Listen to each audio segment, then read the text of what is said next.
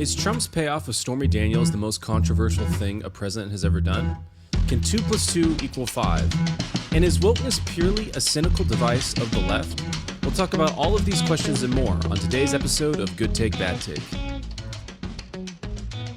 Hey friends, welcome to this episode of Good Take, Bad Take. This is the podcast where we gather takes from all across the internet. We highlight ones that are good and kind of show and, reinforce how they're good. And we also pick out bad ones and try and take on their arguments. My name is Britt. I'm here with my co-host Donnie.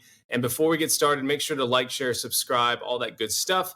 You can find us at Good Take, Bad Take Pod on Instagram and on Twitter and YouTube at Good Bad Take Pod.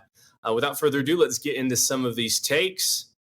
So the first one is from comedian Tim Dillon, and he tweets out, "Payoff of a porn star is potentially the least controversial thing an American president has ever done." Obviously talking about the now indictment of former President Donald Trump.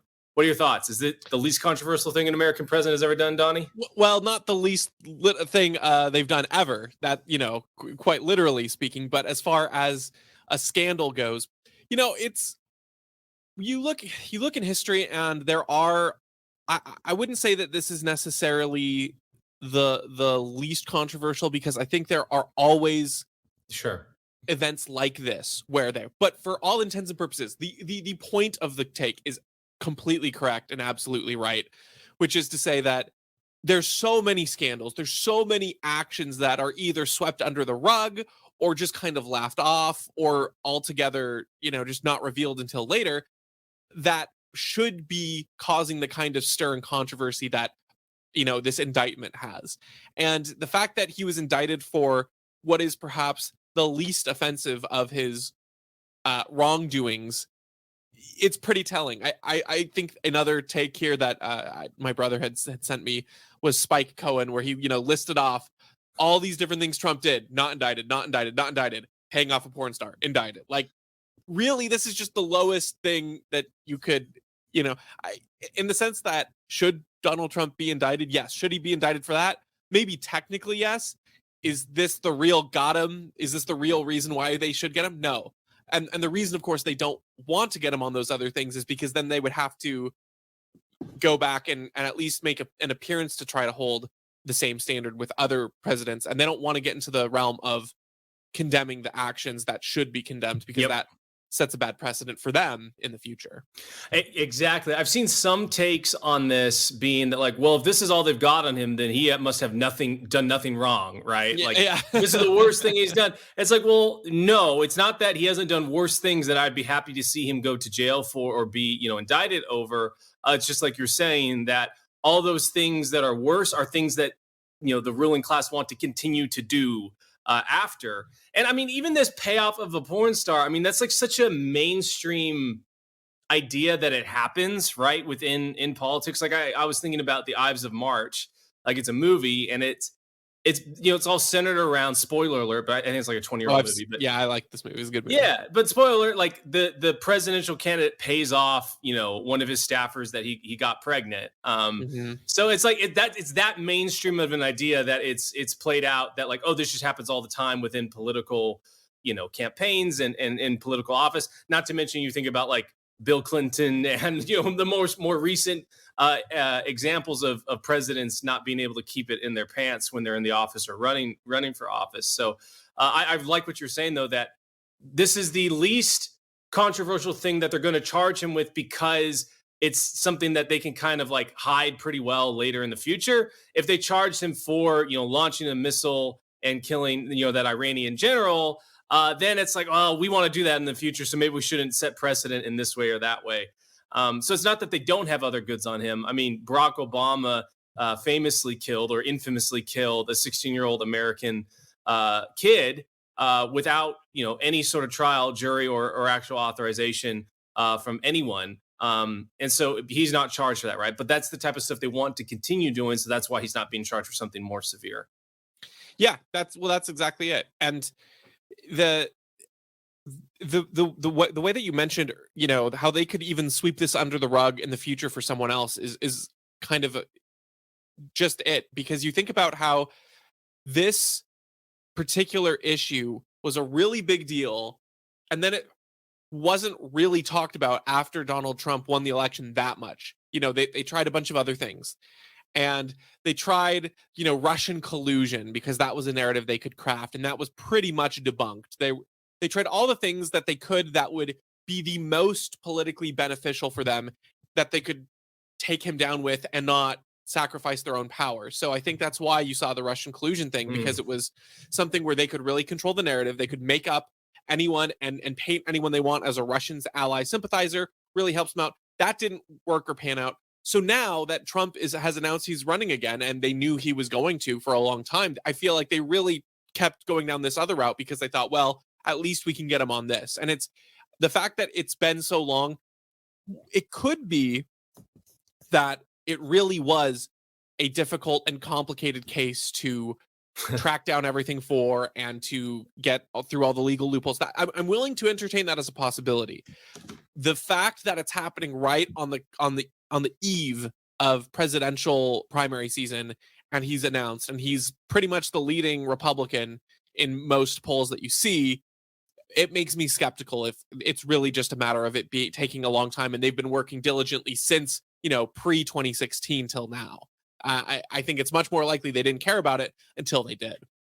Yeah, and that's just like, we the prosecutor Alvin Bragg, so diligent and just wanting to make sure he had a rock solid case. It's like, man, you don't think there was some other thing you could have gotten him for, that you want to pursue the most severe charge you can, right? You don't want to go after this little stuff, or the thing that, I guess, again, maybe this is where it is to your point about gathering information stuff, but like the one that you're most likely to get a conviction on. But like, this is people have referred to it, and is what it is a novel legal theory on what he's actually guilty of. Novel being, there's no precedent really set for this yet, in terms of it. They started out, it's traditionally a misdemeanor, and they're trying to elevate it to a felony. It's not proven whether they can or cannot do this. And so it's like, oh, you're really stretching, right? I know the indictment, I don't think, has been opened yet, so we don't exactly know everything that's inside of it or what he's being charged with.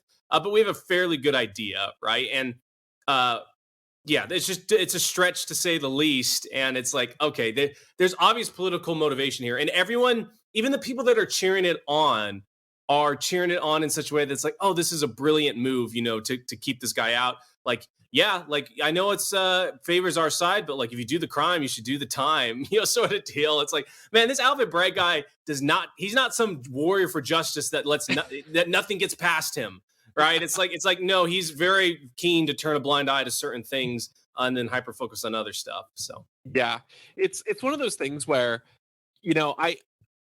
it's tough, because you do care that you do think that criminals should face punishment, essentially. And Trump, honestly, as every president in our lifetime, deserves to be in prison for their crimes, or deserves justice of some kind. But it doesn't feel good to cheer on the end result through such a corrupt and abuse of power ways to get there. It's like, should we really be cheering that one end of the corruption was punished by perverting new ways to get there, and adding even more corruption that really is more dangerous, because it's structural?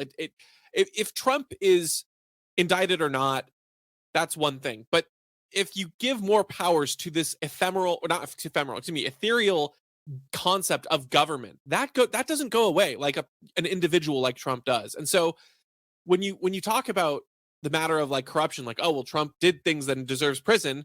Yeah, he does, but not for the reasons that he's being sentenced. And in fact, the ways that you get him to be in prison through this route ultimately just adds to the danger of government, I think, down in a much more important way down the road. Yeah, agree with you there. All right, let's move on to our next one. We've got a tweet that replying to this. There's been this thing going around online about how 2 + 2 can equal 5. And someone, said like, oh no, that's so dumb. And then this person replied saying, one might interpret it that way, and that's okay. But I find this illustration of how 2 + 2 can equal 5 to be particularly elegant. And for those of you that are listening, it's got a stack of 2 squares and has 2 underneath it, plus another stack of 2 squares, and then it equals those the one stack of squares and the other stack of squares smushed together to form four squares. But there's technically five squares because the four squares, when pushed together, equal five, adds another square because there's four squares within it. It's really hard to communicate verbally what's going on. So you should just Google it. But according to this person, 2 + 2 can indeed equal 5 in some cases. What do you think, homeschool Donnie, about math? Oh my gosh, they didn't teach me this in my homeschool classes. This made me so mad because it seems like this person is trying to play you can interpret it as 2 + 2 equaling 4, and that's okay, but this is how you can justify, like, you can justify anything if you don't hold to concepts of truth. If you live in a post-truth world, sure, you can say anything, and there is no value, there is no meaning, everything becomes this. So yeah, you can justify 2 + 2 = 5 in the sense that you create a fifth box in this illustration, but it's so stupid because it's an answer in search, or it's a problem in search, or a solution in search of a problem. Essentially, you're trying to justify, how can I find a way that 5 = 2 + 2, rather than finding the truth of what does 2 + 2 equal. It's the exact way of how oftentimes overly litigious judges in the judicial branch will say, this is the outcome we want. How do we, write the law, or how do we interpret the law to accept in this end? You think about, like, with Obamacare, how all appropriations were supposed to start in the House, and this was a bill that was started in the Senate, but they called certain appropriations like fees, or they use semantic games to get what they wanted. And this is the same way. It's like, oh, look, if we draw the boxes in a very specific way, we can add a fifth one. And the stupid thing about this, of course, is that the concept of 2 + 2 doesn't signify it's two boxes. The concept of 2 + 2 doesn't signify that each box is stacked vertically and then goes horizontally, making a perfectly fifth box. Those are all things that are external to the hard data and literal facts of the scenario. And what you're counting there in this equation is not the same thing. So obviously it's an absurd premise to be arguing this with anyone who's rationally thinking, but we're moving into a landscape where the post-truth world is taking over, and people will find ways to justify what they want, and truth is just sort of an inconvenient medium through which they can turn some knobs until it gets the output they want. Yeah, and that's like you're saying, the postmodern worldview that is very anti-truth, that everything is relative. I mean, they are eventually going to run into math, right? Yeah, and math, the whole concept of math is that it is a principle that is applicable. Like everything, if it's a true math equation, it will balance itself at some point, right? That's what math is. And yes, there's different concepts that are helpful with navigating the world, but basically in all cases that are useful, pragmatically speaking, math is consistent wherever we go within the world, whatever application you use it in. I mean, no one is going to be going, counting, how many cuts do I need to make on your arm in surgery? And they're going to be using normal math, right? They're going to be like, I need to make one cut. They're not going to have some weird justification. They're like, oh, if I make one cut, I get 2 arms or something weird like that, right? So right. Everyone uses, when it comes down to it, math is a principle that's supposed to be consistently applied, and you're going to get a guaranteed output because there are principles that run through it that are continuously true, right? It's like the straight edge of humanity, of the world, of the universe, of how it works. And so, like I was saying, these postmodernists are eventually going to run into it. The fact that there is something that is true no matter what, and that exists, poses really big problems for their entire worldview, right? Because if it's true in math, if it's true about the nature of the universe, then what else might it be true about, right? What might it be true about gender? Might it be true about the eternal forms of beauty? Might it be true about there is no truth but power? It could be that that's an evil worldview to have, right? And so this was inevitable for them to have to try and dismantle it. And I honestly, this is a terrible take, but I'm impressed about the ingenuity of trying to take it on, right? Like it's such a fun little argument that you can make. It's obviously absurd to anyone at face value because you're kind of getting to the bare bones of reality when you start talking about math, and everyone can just look at me like, that's so stupid. Like this isn't going to change how I function in the world. I regardless of how I think about a mile, Like if I have to run a mile, it is a mile, and it's going to feel like a mile being run, no matter how I think, however I can justify whether it's 2 or 3 or whatever miles.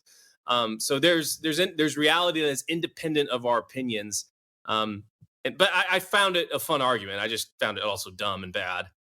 Well, it strikes me as the logical conclusion of the universities which are promoting the post-truth world in various ways. The way that I came in contact with it really was, unfortunately, the debate world.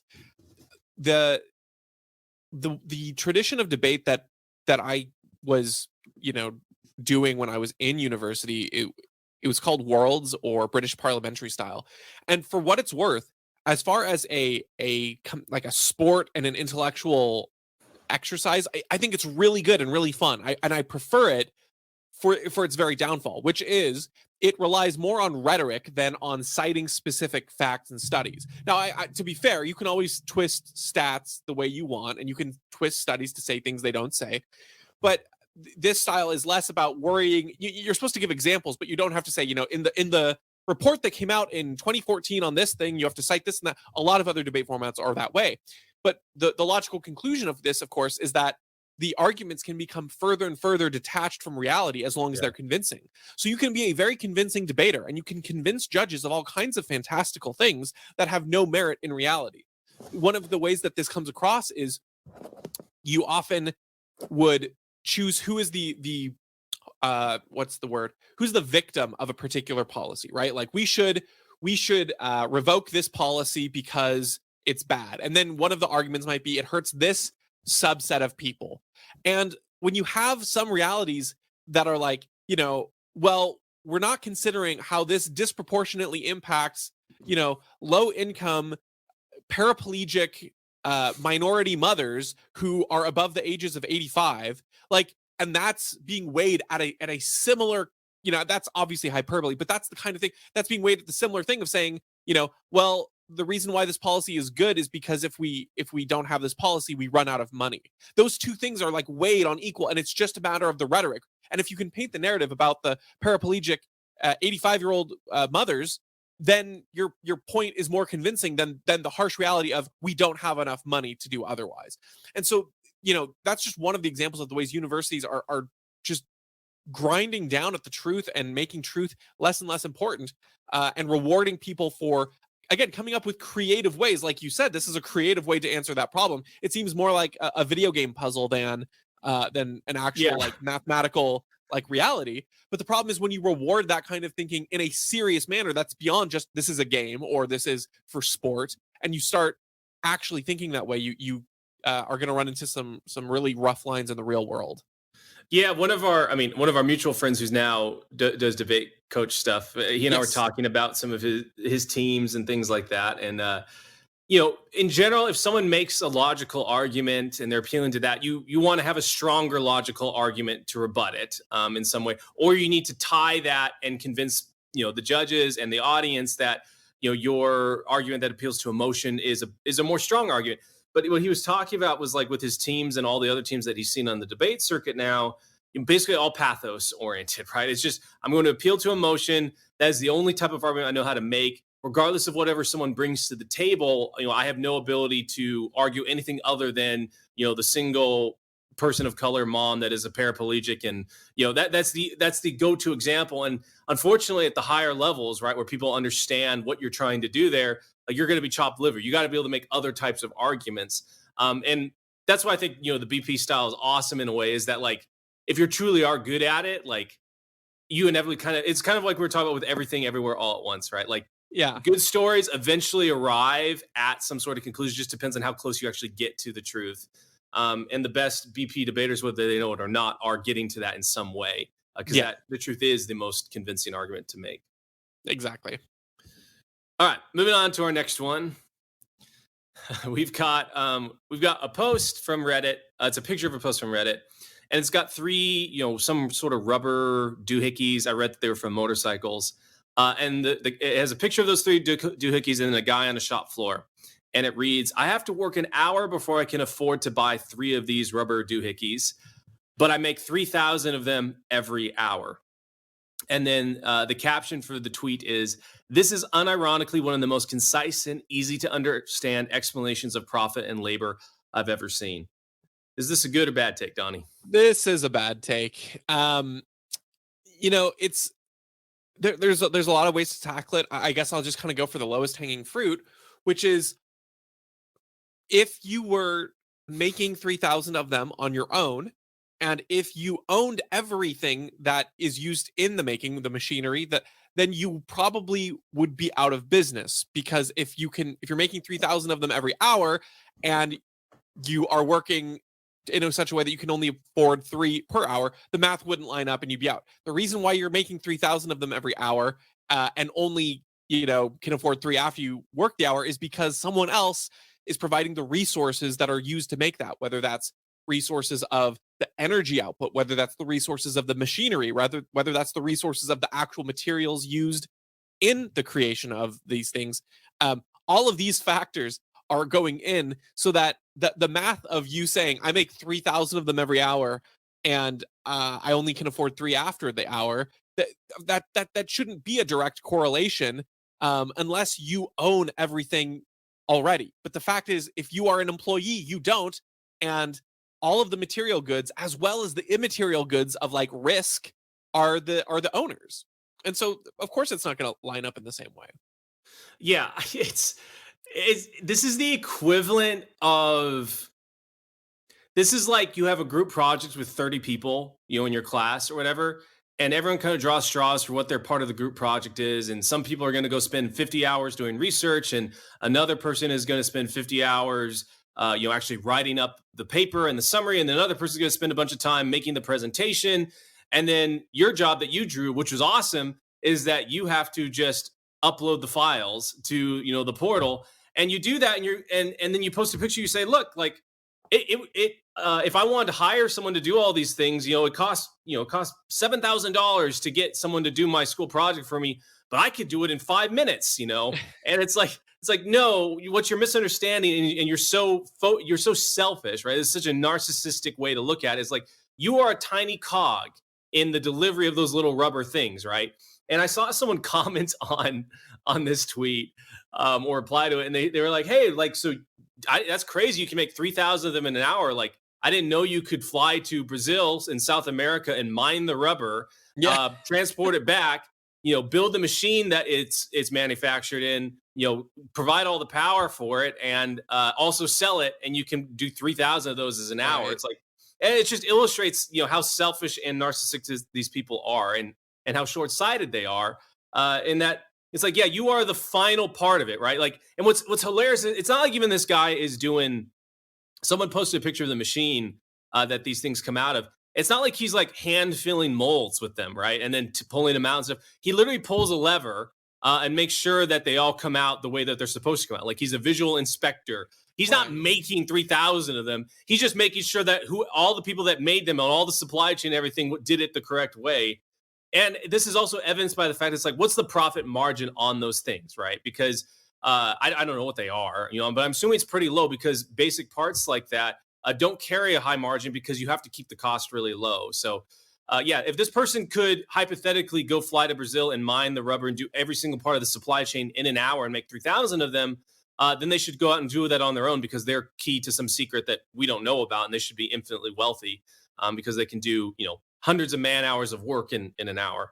Yeah, that's exactly right. I don't even think I have anything more to add. I think it's just a silly one. Yeah, it is silly. It's just silly. It's kind of like that McDonald's one we did, or Burger King. It's like, oh, you charged $8 for a Big Mac or whatever. Like, I did the math. And I did the math. It's like, no, you didn't do the math. Yeah, it's a common no one can do the math. Fallacy that people just keep bringing up in different forms, and they think I've got it now, and it's just, no, it's the same basic argument rearing its ugly head. Yeah. All right, moving on to our next one. I don't know how to say this guy's first name. I should look it up, but I think it's Aaron McIntyre, and he tweets out, for those expecting the ruling class to dial down the wokeness, you may want to factor in that they mocked murdered Christians by tripling down on the trans stuff. It was a purely cynical device to be discarded when it became a liability. Surely after a mass shooting would be the time. But they only increased the intensity. What are your thoughts? You know, this one is interesting because I kind of go back and forth depending on how I consider it. I think it's mostly a good take, but I will push back in some respects. I guess so. I agree that I don't think they're dialing down on the woke stuff. I don't think that that will ever be the case. I think wokeness at its most quote unquote defeated by the ruling class will be how they keep adapting it to new forms.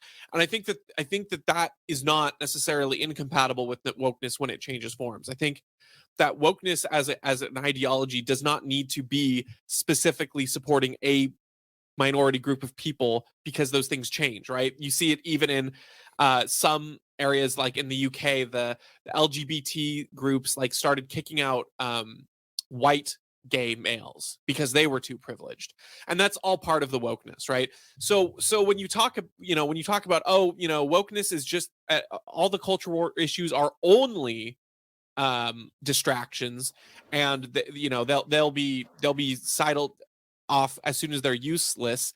I don't agree in the sense that I think that this wokeness framework, the idea that there are oppressors and oppressees in every situation, and they are defined not by the individuals but by on their collective status. This idea of wokeness is always going to be useful to the ruling class because they can demonize individuals, they can demonize individuals by demonizing their entire structure, and then they can elevate those people. So when he says if it was purely a cynical device to be discarded when it came to liability, after a mass shooting would be the time, but they only increased. So I agree. I overall agree that I don't think they'll dial it down.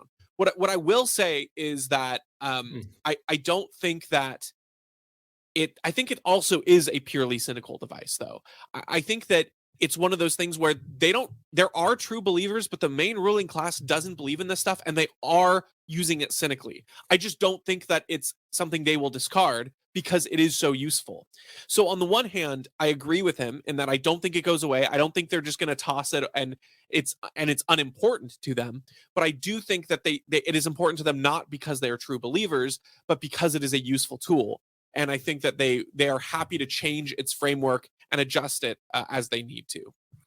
Yeah, I was trying to think of an example of when they would toss the trans stuff, and I came out to kind of, I think what you're trying to get at is that they would toss the wokeness away the second it became antithetical to their ability to amass power, right? Yeah. Like it's a fantastic way, and I guess even if that it's kind of like a weird contradiction in that sense, because wokeness to me, when it's from a pragmatic standpoint, is the ability to single people out and divide them by, divide and conquer, essentially. So in that way, it's almost like that is power itself, Yeah. to, in terms of like a mindset. So yeah, I don't know. It's kind of it's a really interesting thing to think about. If there was ever a scenario where they would, you know, discard the trans agenda and all that stuff. And I don't know. I'm having a hard time thinking of one. Yeah, I know. I agree. If this bar is not set, I think the where they would quote unquote discard things, which again I view it more less as discarding and more as adapting and changing, is the moment that the cooler heads prevail within that subgroup, right? So I think, for instance, right now, a trans person going in and committing a shooting is not unuseful to them, right? They can still talk about how trans people are the victims, how the trans person was driven to this. But the moment you start having, a segmented push of trans people who say things like, look, we don't believe that our ideology should be forced on everyone else. We think that the government is overstepping its bounds. Like, just essentially the moment they get into a place where they view themselves not as the victims, then you shift it. I think that's what happened with a lot of gay straight people in certain clubs is they're being discarded. You look at it in terms of minorities. Asian people are being totally discarded as far as being a minority, even because they're too successful. You look at all kinds of different subsects of intersectionality that, by the metric of wokeness understood universally, should be in victims, but they're not in society. So the moment I think trans people stop being a quote unquote victim is when you would see them drop that particular subgroup. And I just don't think that one of them being a shooter in this case that doesn't hurt their narrative that they're victims. In many ways, it bolsters it, because they can now point at people who are saying, look, this trans person was unwell and shot up Christian kids, and say, wow, I can't believe they're making assertions about all trans people and how evil they are. And then they look like they're victims again, because people just want to see what they want to see. Yeah. So I think we both agree with his first part, that even with this, we weren't expecting to dial down the wokeness, but it is a cynical device, right? Yes. It's okay, whatever means of creating victims and using those victims to take power exists, is the one they're going to take. And the trans one has pretty long legs in terms of how far it can go, because they are such a minority, right? And in general, I mean, from your and I opinion, and or maybe I'll just speak for myself, it is mentally, like transgender people I believe that it is a mental disorder, right? These people are not mentally well, and they have an issue. And because of that, the level of cooler heads within that movement to prevail probably doesn't exist. So it's kind of an infinite amount of victims that you can have. And we see that what's kind of interesting, like you think about, who's that transgender woman that is friends with Michael Malice, all those guys. Blair White. I mean, you see like the total disregard and how they discard her, right? Because I'm not saying she's necessarily, or he has a cooler head than anyone else, but he definitely doesn't fall on the side of what they would want, right? Which is dividing people up. And so therefore he is to be discarded. And so I think you're completely correct in that it is a cynical device that will be discarded and that's the definition of a cynical device. Once it outlives its usefulness, it will be discarded. Yeah. No, I agree. All right, moving on to our last one. We've got 2 tweets. The one we're going to be critiquing is Keith Olbermann, but he is quote retweeting Monica Crowley. And Monica Crowley tweets out, Ted Kennedy killed Mary Jo, I don't know how to say her last name, and the left covered for him, lied for him, and then turned him into the lion of the Senate. And then Keith Olbermann tweeted, Richard Nixon committed treason and got American soldiers killed by getting North Vietnam to stall the peace talks so he could win the 1968 election. And Monica Crowley later went to work for him. What do you think about Keith Olbermann's take? I mean, I think it depends on how you interpret it. Like, if you're looking at the raw facts, it's a good take, right? He's pointing out hypocrisy of Nixon doing something bad and a talking head calling someone out for doing so. But the funny thing is, in his take here, he's committing the very kind of issue that he's accusing her of, which is she's saying, look, politician did bad thing, and the left glossed over it. And then he's saying, oh, she did the exact same thing. But like in doing that, you're also just pointing out, like, you're also just glossing over the original point, which is that Ted Kennedy killed Mary Jo. So you're saying, like, look, Monica is a hypocrite because she also did something bad, because she's ignoring the things that this other guy that she worked for did, but then he's ignoring the things that she's talking about. And it's just this weird circle of infinite. And so it's like, it's a kind of a good take, but it's also kind of bad in the way it's given. Oh, I like this one a lot, because when I first saw it, I was like, oh man, like, we might be able to give Keith Olbermann a good take for once. But because of the reason you said, it is a bad take, right? It's the truest example of whataboutism you can find on the internet. Like, if there's a museum to whataboutism, this tweet would be at the very front as, definition, of what this is.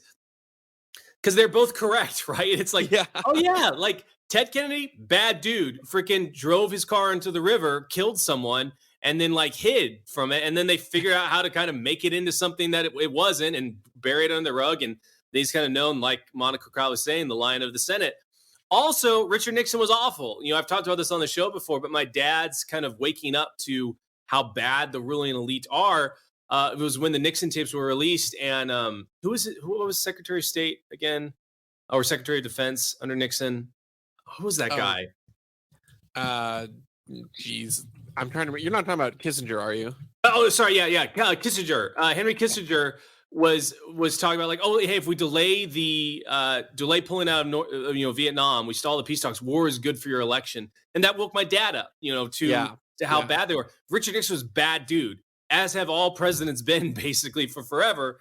Right. So both of these people are factually correct, but they totally missed the point, which is that the elite are bad and they will use and abuse you to get power.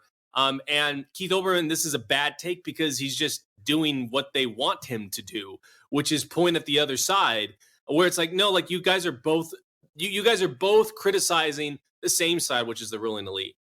Yep. No, that's exactly right. And it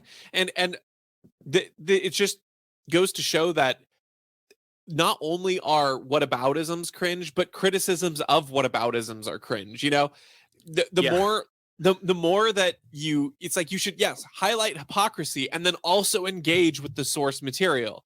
So people who say things like, I don't know, the left bombs children. Okay. And then someone else comes and says, oh yeah, well, what about George W. Bush? Because he bombed children too.